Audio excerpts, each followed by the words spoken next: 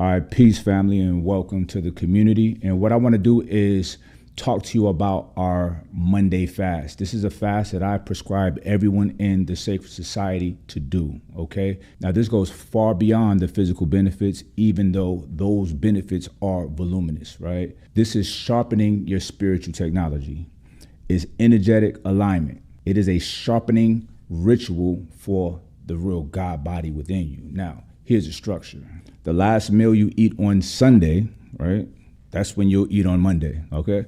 So if your last meal ends at 6:35 p.m., then you can eat at 6:35 p.m. on Monday. It's that simple. So the earlier you eat on Sunday, the earlier you get to eat on Monday, if that's an issue for you. Now, I want to get into the benefits of why we're doing this fast. And the first one we're going to talk about is the physiological benefits, okay?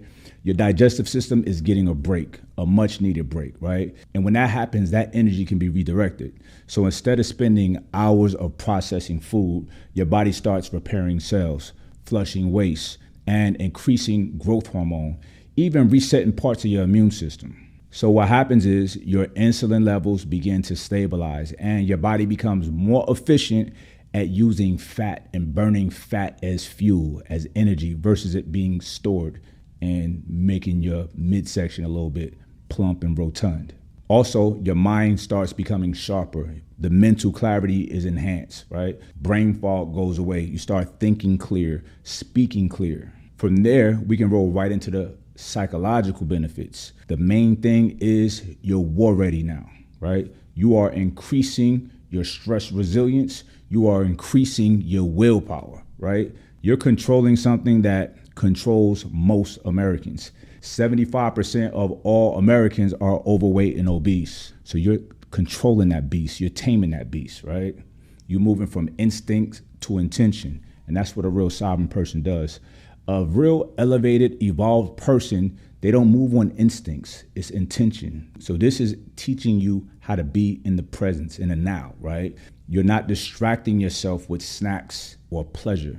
You're learning to sit in the silence. You're learning to feel what's actually moving in your spirit. And that kind of control spills into all other areas of your life. You become better at handling stress. You become more in tune with the things that trigger you. And you're developing a high degree of emotional intelligence. Now, in my opinion, the biggest benefits are the spiritual benefits that you get from fasting. It's reciprocity. You gain by giving. You hear me? You're gaining something by giving away something. Intentions matter. So I'll give you my intentions on when I first started doing this 24-hour fast once a week. This started back in 2022. I wanted to gain a better ability to communicate. So that means I wanted to be able to articulate my thoughts and ideas in a very understandable way, but also I wanted to be able to be a better receptor of communication as well, or be able to really perceive and understand the information that people are attempting to give to me.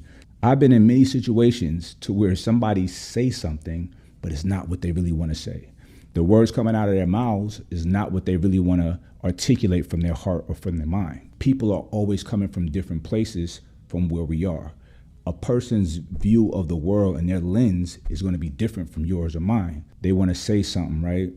But they may have a certain trigger response that will forbid them from saying it the right way or this way or that way. So it's really important to be able to listen for real, to hear what they're saying from here, and also maybe to ask a couple probing questions just to extract the real information that they're trying to articulate. Now, that was my intentions on when I gave up food for 24 hours a day, once a week, right? And wallahi, I promise you, I started to understand things a lot better. I started to slow down when I'm communicating to people. I started to listen more, to just shut up when somebody's talking. Stop cutting people off. I asked really engaging questions when I'm trying to extract the information. It made me more mindful that I was attempting to increase my ability to communicate and to receive communication. So in essence, of course, I'm going to do things and study things that's going to help me in that space. But I promise you, the fact that I gave up food for 24 hours a day, once a week, it literally did increase my ability to communicate. And I became a better communicator and a better listener. So that's just one example. That's my example. Yours can be whatever, right? Just know you're not really giving anything up.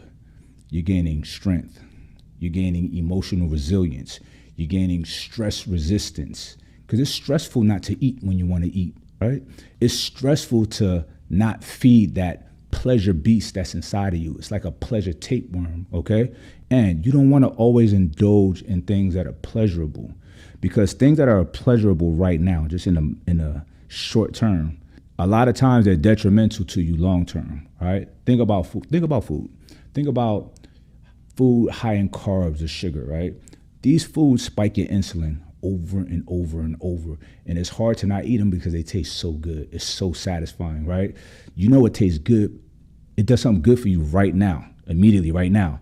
But you know that it's bad for you long term. So you're investing in potential diabetes, potential heart disease, right? So it's the same with us indulging in things that we like and pleasure, right? It feels good right now. But what are you doing? You're investing into, I call it a spiritual diabetes. And that's a place you don't want to get to. Giving up food and abstaining from food is probably the hardest thing that a human being can do, especially in our culture. When food is all around you, is easy to get to you, and is marketed to you, right? Driving your pleasure sensors crazy. So it's hard to give that up. That's why I'm asking y'all to give that up. We're going right to the beast, and we look the beast in the eye, and we telling them, you ain't got nothing on me. I got this. I'm going to tame you, and you tame that beast. What's more powerful than that? A direct pathway to self-mastery is mastering your food intake, how you're eating, what you're not eating, so on and so forth. When you got that, everything else is cake. Here's another reason why I ask everyone to do it together on a Monday. There's a frequency that's emitted, right, from all of us that's fasting with intentions. When we're doing it collectively, that frequency becomes more powerful, it's stronger, it's more robust. It's going to be more powerful, right, when you get it, because we're all doing it together. And the more we add on to this community, the more people that participate in this powerful thing that we're doing together, it's just going to be great. You're going to feel a huge shift in the paradigm in your life and in your community and in your world. So I humbly ask you to come on, drop the food. 24 hours is nothing, right? The first week might be hard. I don't think it's hard though. Just be busy, keep yourself busy, all right? And look for those moments when you really want to eat, right? When you want to violate your rules, that's when you get the opportunity to shine, all right? Smile at those times. And be like, nah, I'm good though. I'm good. I'm solid. So anyway, that's it. Stay strong, stay powerful, stay mighty, stay wise. Peace.